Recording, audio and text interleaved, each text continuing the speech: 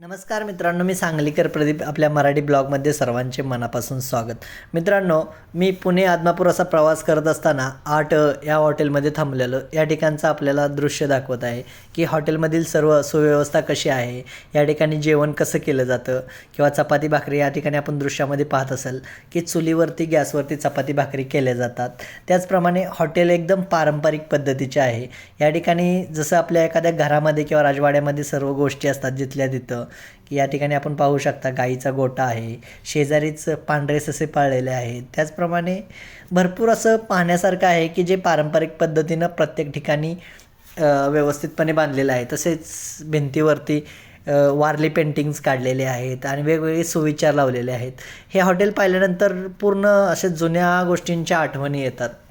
हे हॉटेल अशा पद्धतीनं सजवलेलं आहे की याचा प्रत्येक कोपरा आपल्याला आपल्या जुन्या गावाकडील पद्धतीचे आठवण करून देतील.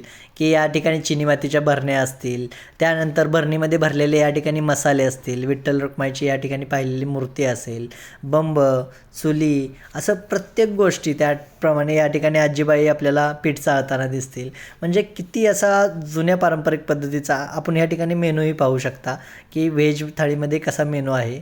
थाळीवरती हॉटेलचं नावही कोरलेलं आहे, आर्ट प्युअर व्हेज म्हणून. आणि थाळीमधला मेनूही पाहू शकता आपण. खूप असं छान इथला अनुभव आला मला या ठिकाणी आल्यावर. पुणे ते आदमापूर अशी 3 दिवसाच्या वारीचा माझा प्लॅन होता. त्या दरम्यान मला पेटनाक्या दरम्यान आठ या हॉटेल लागलं. तर त्या ठिकाणी मी जेवायला आलो. फक्त जेवणाची टेस्ट कशी आहे किंवा हॉटेल कसं आहे मला असं माहीत होतं. त्या ठिकाणी आल्यानंतर म्हणजे जे जेवण व्हेज थाळी मागवली, त्या व्हेज थाळीमध्ये एकदम उत्कृष्ट थाळी अशी होती. आणि त्यानंतर मी मालकांना पैसे द्यायला गेल्यानंतर त्यांनी घेतले नाहीत.